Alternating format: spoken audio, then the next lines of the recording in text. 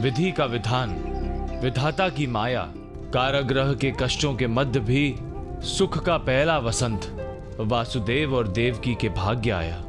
माँ देवकी की पहली संतान जन्म लेने वाली थी। धैर्य रखो देवकी, ये पीड़ा कुछ ही क्षण की है। हमारी पहली संतान जल्दी ही हमारी गोद में होगी।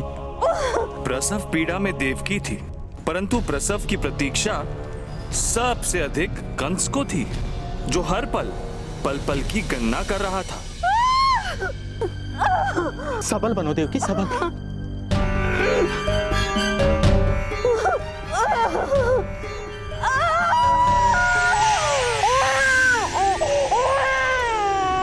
महाराज, महारानी देवकी ने अपना पहला पुत्र को जन्म दे दिया है।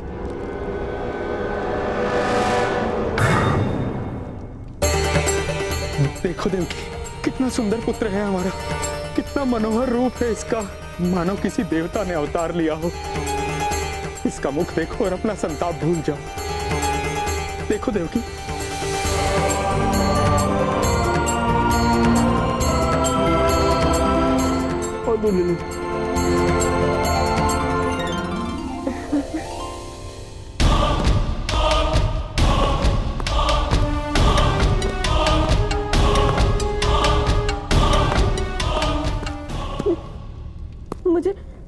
मुझे बच्चा सुनाई दे रहे, ज्येष्ठ के बच्चा पे ही वो मेरी संतान को मुझसे छीनने आ रहे।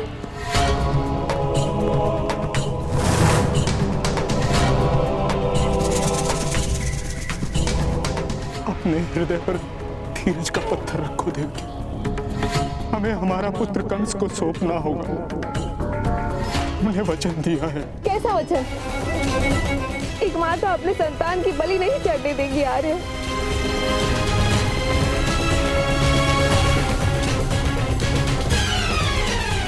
तोड़ दीजिए ये वचन। मैं अपने लल्ला को मृत्यु के मुख में जाते हुए नहीं देख सकती।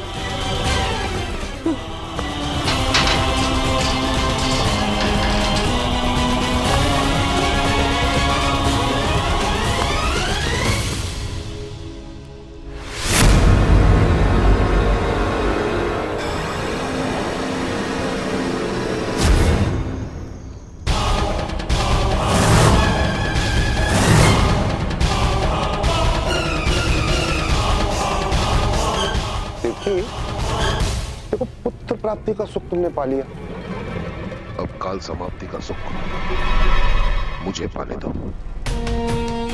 ये बालक का दे दो मुझे। ऐसा कैसे कर सकते हो मित्र? इस अबोध बालक के प्राण मत लो, छोड़ दो इसे। मैं हमारे पुत्र के जीवन के लिए आजीवन तुम्हारा बंदी बनकर रहूंगा, दास बनकर रहूंगा। अरे ना ना ना ना वसुदेव, अरे मुझे अपने जीवन में दास की आवश्यकता नहीं है, मुझे अपने जीवन की आस की आवश्यकता है, और मेरी आस इस बालक में है। बस बालक मुझे दे दो, मुझे और कुछ नहीं चाहिए। स्मरण नहीं तुम्हें? अरे तुमने मुझे स्वयं वचन दिया था कि तुम अपनी हर संतान को मुझे सौंप दोगे। मैं आपको वचन देता हूँ, हमारी संतान जब जन्म लेगी मैं स्वयं उसे आपको सौंप दूंगा। आप उसका वध कर दीजिए। वचनबद्ध हो तुम। मुझे ये बालक चाहिए, वो भी किसी भी स्थिति में चाहिए। अच्छा मेरे मार्ग से आए।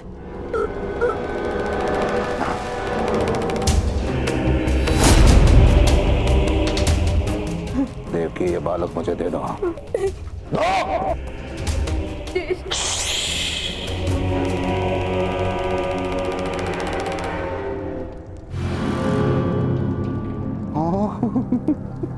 कितना प्यारा है मेरी देवकी की संतान,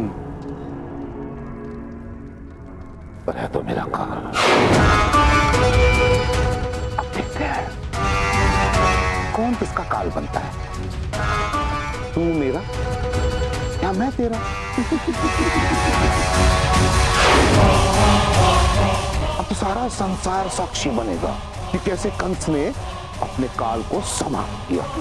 नहीं ज्येष्ठ, ये आपका काल नहीं है। ये तो आपका भांजा है। ये मात्र एक कोमल बालक है। आप इसके लिए मातुल हो, माँ के तुल्य। इसके प्राण मत लीजिए ज्येष्ठ, मैं आपके पैर पड़ती हूँ ज्येष्ठ, इसको प्राण दान दे दीजिए ज्येष्ठ। ये आपका काल नहीं है। तनिक सोचो मित्र, ये हमारी प्रथम संतान है और आकाशवाणी के अनुसार हमारा 8वां पुत्र तुम्हारा काल बनेगा। तो फिर क्यों इस अबोध को मारकर पाप अपने सर पर ले रहे हो? इसमें तुम्हारा भी तो अंश है मित्र। तुम मामा हो इसके। मामा शब्द में 2 बार माँ माँ आता है और मामा तो अपने भांजे को माँ से अधिक प्रेम करता है।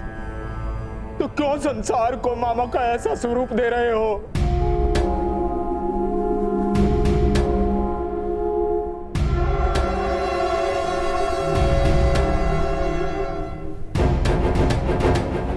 हाँ, बात तो तुम दोनों की उचित है कि तुम्हारी 8वीं संतान ही मेरा काल बनेगा। तो इस बेचारे का क्या दोष? अब तो कंस संपूर्ण संसार के सामने उदाहरण बनेगा कि उसके भीतर केवल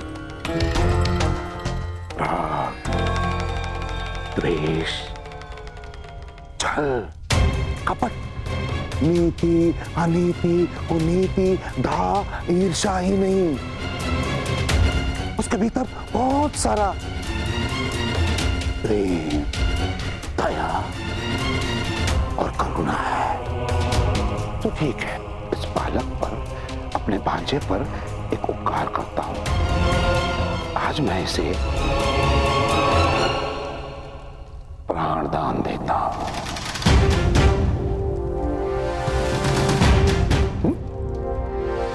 सोचो मत, इससे पहले कि मेरे शब्द बदल जाएं, ले लो लो लो लो लो लो लो लो लो। हाँ, आराम से।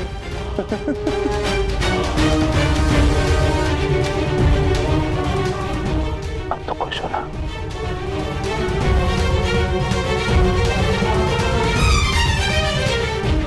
परंतु तुम्हारी 8वीं संतान को मैं स्वयं अपने हाथों से मारूंगा, अपने इन हाथों से।